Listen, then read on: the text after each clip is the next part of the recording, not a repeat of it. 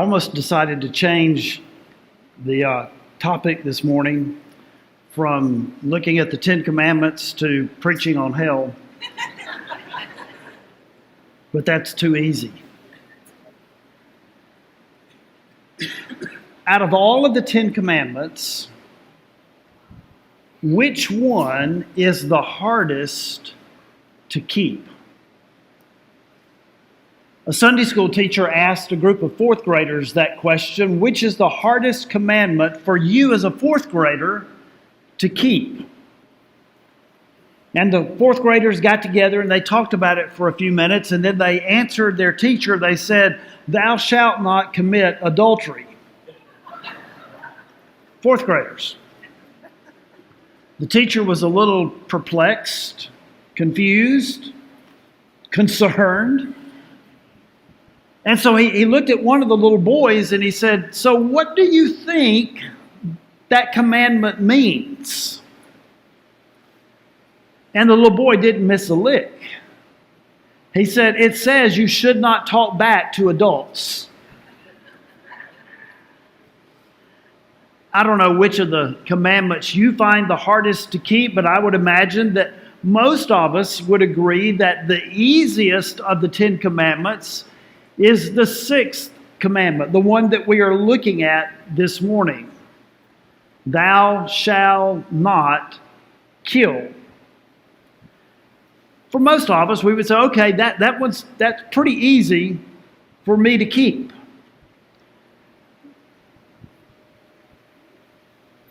And that's because out of all of the Ten Commandments, the sixth commandment is one that almost everyone agrees that it should be a commandment. Now, I know there are some people who are just twisted in the head and some people who don't value life at all, but for the most part, people universally would say that the sixth commandment is valid. Now, they might not agree with the first commandment, that you should have no other gods before him. They certainly might not agree with the commandment that we shall remember the Sabbath to keep it holy. They might not even agree with the commandment that the fourth graders thought was the hardest to keep, that thou shalt not commit adultery. But pretty much everyone believes that murder is wrong.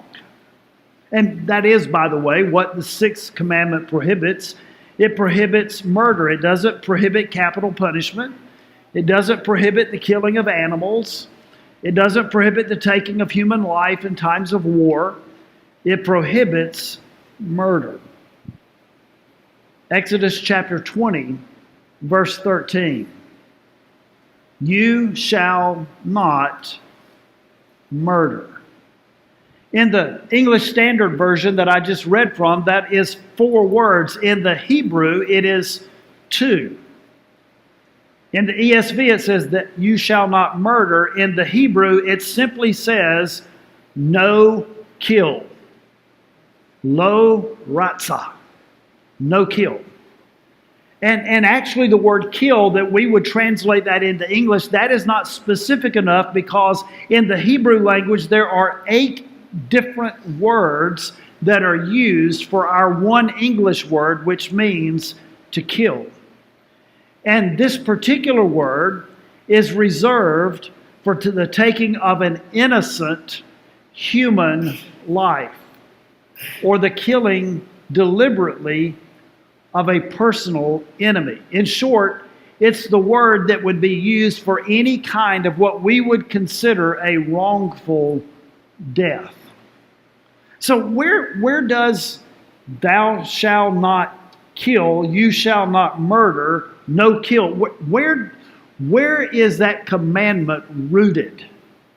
And it's rooted in Genesis chapter 1, verse 27, that God created man in his own image. That means that every person that you and I meet is bearing the image of God. Now, sometimes we don't act like we're bearing the image of God, but every person who has ever been created on this earth was created in the image of God. We are fellow image bearers. And therefore, God says, I don't want you killing what I have created to reflect my glory around the world.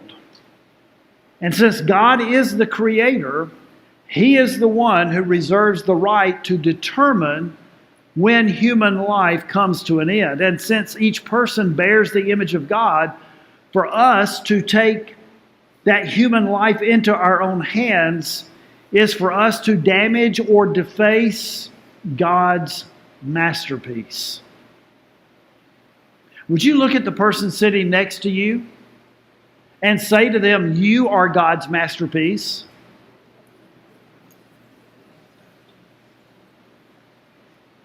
It's true. Now, I mean, we may look and go, I don't know what God was thinking when He made you, but you are still God's masterpiece. Every one of us is created in the image of God. So the sixth commandment prohibits the unlawful taking of innocent life. Why then would I say that it is perhaps the hardest commandment for us to keep? And I think the answer to that question lies in the various ways that murder can be committed. The most obvious form of murder, and this would be what we would all recognize as murder, is murder with the hand. It is what we would all recognize as murder. Society would recognize it as murder. It would be associated with the taking of life that probably would result in someone being arrested, someone being charged, someone being tried, someone being convicted, someone either being sent to prison or to death. It's the material act of physically ending someone's life. Now, we all have to be honest and recognize that we are living in a culture where murder is all too common. From the movie screens to the evening news, we are reminded that for too many of us, life is not very precious. This time last year, in our city, in Birmingham, Alabama, this time in 2024, a year ago, right now, there had already been 99 homicides in the city of Birmingham. And by the end of the year last year, there was a record 124 homicides in the city of Birmingham. That's incredible. That's about one murder every 3 days. It's not acceptable. Now, this year, so far, that number has dropped to 36 chargeable homicides. In other words, where they believe that it was an unjustified taking of a human life. 36. That's down from 99 this time last year, down to 36. So you all look at that and say, okay, well, that's progress. It is progress. But it's also 36 humans. 36 men or women, 36 boys or girls, 36 bearers of the image of God whose lives have been snuffed out. We see murder on our school grounds, murder in our neighborhood. We see it in our entertainment. In fact, the American Psychological Association says that by the time the average child completes the 6th grade, he will have seen over 8,000 televised murders and 100,000 acts of on-screen violence in entertainment. Is it any wonder that we are living in what the late John Paul II called a culture of death? But murder with the hand may also take on other less obvious means. Not all murder is violent, but all murder is at the heart an assault on the sanctity of life. And some Americans have come to the conclusion that there are certain lives that are worth less than others. That's why we have to deal with such issues as abortion on demand, infanticide, euthanasia, assisted suicide. As one writer observed, the young and the helpless, the elderly and the infirmed, the diseased and the disabled, we are all made in the image and likeness of God. Every life is precious in His sight. No life can be discarded. All life must be preserved. And so for us as a church, for us as followers of Christ, it is incumbent upon us, even though probably no one in this room would ever rise to the point of where you would be willing to take someone else's life, unless, of course, you are defending your family or maybe self-defense of some sort, maybe in those kinds of situations. While none of us would take up anything to take another human life, what must we do as believers, as followers of Christ, as the presence of Christ in this community? What must we do in order to help turn the hearts of those around us toward the ways and the things of God? By the way, in the last month, 2 of those 36 homicides took place, one that direction and one that direction in this neighborhood. And so for us as a church, if we really believe that God has placed us here to be a neighborhood church for this neighborhood, then it is incumbent upon us to do what we can to address whatever the issues are that affect our community. That we try to alleviate the problems that exist, that we try to address the issues, that we try to meet the needs of people, that we try to stand for what is right. It's why I'm excited that we have Positive Choices on our campus. It's why I'm excited that we have Banks Academy on our campus, where we have an opportunity to take young people and to make a difference in their lives. No, we're not physically doing it as a church, but we are doing it alongside a ministry partner that is making an eternal difference in the lives of these families that send their children onto this campus throughout the school year. Of these young families that find themselves in a moment of crisis and trying to decide, will I take the life of my unborn child or will I take my child to term? It's one thing to say you shouldn't do certain things. It's another thing to say we're going to stand in the gap. It's another thing to say we're going to stand for what is right and we're going to provide opportunities for people to make right choices. So, church, never lose sight of the reality that what we do in this place, Monday through Sunday, 7 days a week sometimes, 52 weeks a year, 365 days in the course of a year, it is making a difference. And it might not make a difference in everyone's life, but it makes a difference in the lives of the people who walk through these doors. Whether they're walking through the doors on a Monday morning or a Sunday morning. Whether they're walking through these doors on a Wednesday afternoon or a Thursday afternoon. It's making a difference as we stand for life. Not just life in the here and now, but life for all of eternity.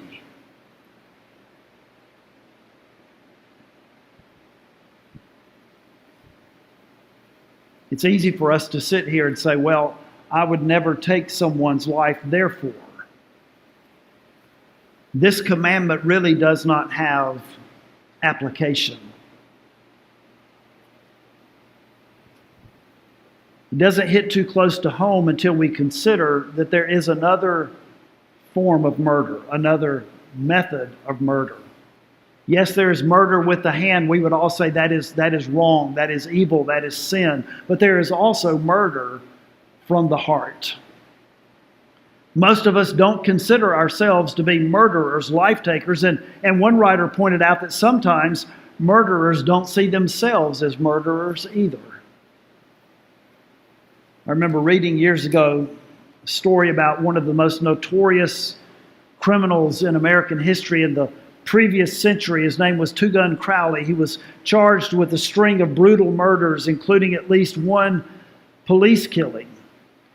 When the authorities finally caught up to him after a furious gun battle, he was killed, and the police discovered a note that was in his possession, tucked in one of his pockets. It was blood spattered, and it said, "Under my coat is a weary heart, but a kind one that would do nobody any harm."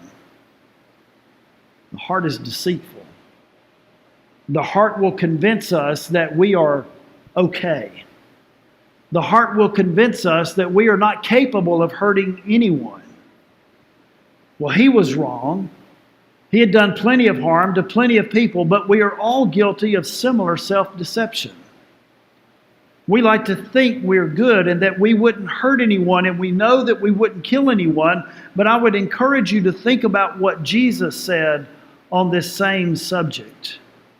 Matthew chapter 5, we looked at this passage several months ago when we were still in our extended trek through Matthew's gospel.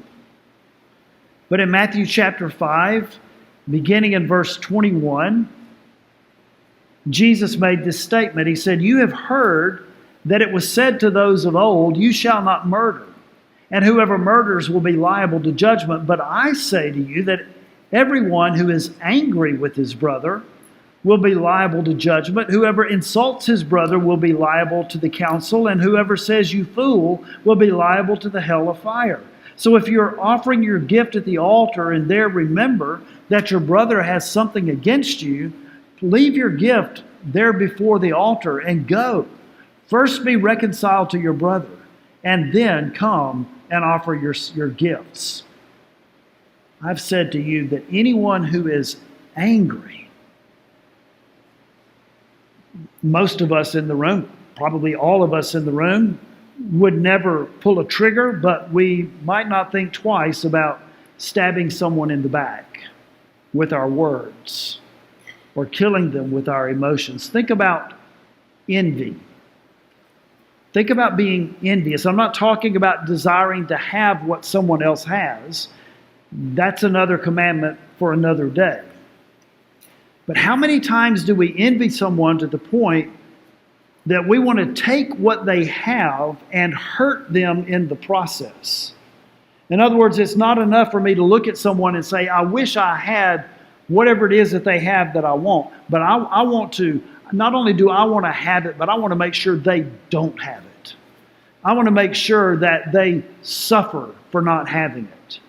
I want to go after someone in order to cause them to lose whatever it is that they have. What about anger?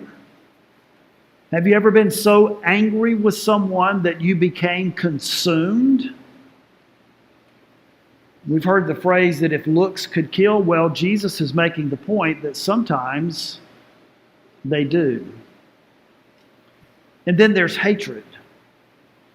I don't know what comes first. Maybe all three of these are connected, whether anger is fueled by envy and then it becomes hatred when it's left unchecked. One writer observed, hatred is settled resentment. It's where we have not allowed the resentment to go away. We just let it settle into our lives. A permanent and vindictive grudge. The desire to get back at someone. It's a way of wishing someone were dead. And so, Pastor, you don't understand. You don't understand what that person did to me. You don't understand how they affected my life. You don't understand. You don't understand. No, I don't understand. But I do know that settled resentment that turns to bitterness, that ends up in a vindictive grudge, that desires that someone were no longer on this planet, Jesus said, it's the same thing as the taking of a life. I love the song that we sang right before the message. I didn't put a request in this week, but if I could have put a request in, that would have been the one I would have requested. I choose the Jesus way. No matter what it is that you do to me, I choose the Jesus way. Now, I got to be honest. I've had some things happen in my life where people have treated me in such a way that from the world's point of view, I would have been well justified in holding a grudge, in getting even.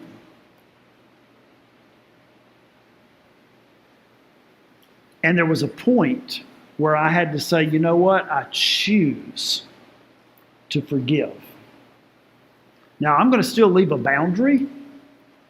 I don't choose to let that person or persons continue to hurt me,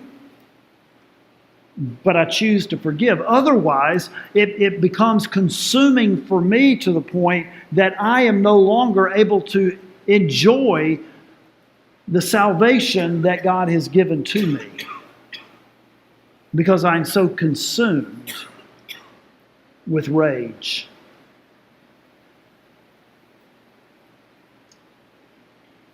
The Heidelberg Catechism of the Presbyterian Church says this: by forbidding murder, God teaches us that He hates not only the act of murder, but the root of murder, such as envy, hatred, anger, the desire for revenge, and that He regards all of these as murder. The writer of 1 John quoted an Old Testament passage pointing out that everyone who hates his brother is in fact a murderer. And then we have what may be the most dangerous murder weapon of all: our words. And yes, this too is a form of murder from the heart. Jesus said, out of the abundance of the heart, the mouth speaks. Y'all remember the rhyme that we learned as kids? Sticks and stones may break my bones, but words will never hurt me. There's an ancient Hebrew word for that: baloney. Absolutely, words can hurt you. Absolutely, words can pierce to the very core of your being. Words often leave our mouths as arrows that we shoot from a bow, and they usually find their mark. They are a dangerous weapon. That's why the Bible is very plain in its dealing with things like gossip and slander. Paul admonished the Ephesians to get rid of all bitterness, rage, anger, slander, and all forms of malice. James, the half-brother of Jesus, warned against the fire that the tongue can ignite. The Apostle Peter, who was someone who understood the power of the tongue, because he often let his tongue do its thing before his brain did its thing, Peter warned against gossip and slander as well. So you may be thinking that, well, all of this is an over-exaggeration. But listen to what Peter had to say about gossip that is stirred up by busybodies. He said, let none of you suffer as a murderer, or as a thief, or an evildoer, or a busybody in other men's matters. That's pretty rough company, isn't it? I mean, you would think that none of you suffers a murderer or a thief or an evildoer. Those kind of go together, but being a busybody, gossiping and slandering, how does that end up in the same spot? Because it's equally dangerous. Now, let's be honest. We all like a good story, don't we? I have been consumed this week with something that probably many of you have been consumed with if you're on social media. The Coldplay concert. We love a good story, but that's not my story. It's not your story. I don't know that. Some of you are going, what are you talking about? Trust me, you are better off not knowing. It's not my story. It's their story.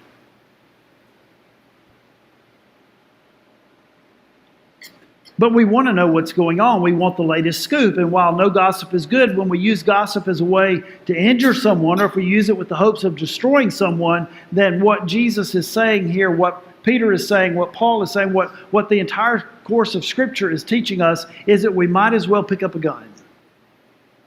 Now, don't do that. Just don't do the other.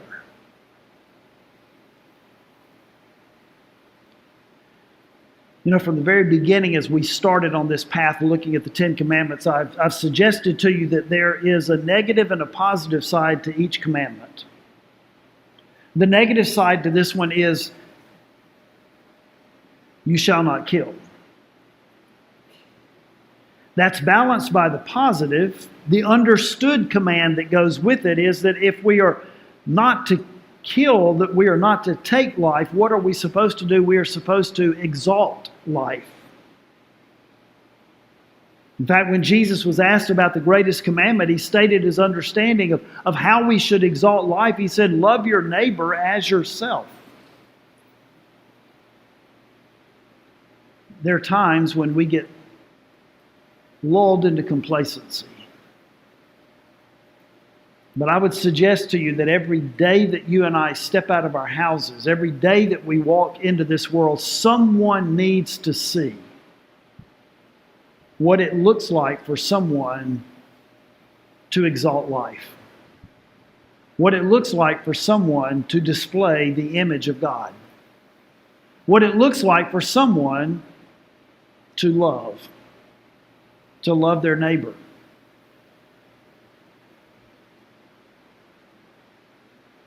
Church, God desires for us, as His body here at 700 Huffman Road, to fill our lives with the love of Christ, to the point that our lives begin to impact everyone whom we meet. So when you have that moment where anger rears its ugly head, it may be justified in the moment, but don't let it settle. Love is greater than hate. I think that's our bulletin cover this morning. Love is greater than hate. Father, I pray for every one of us in this room today, God, that we would, in the way that we live our lives, fulfill not only the letter of the commandment, but God, that we would fulfill the intent. God, you have told us not to take innocent human life because that life is precious.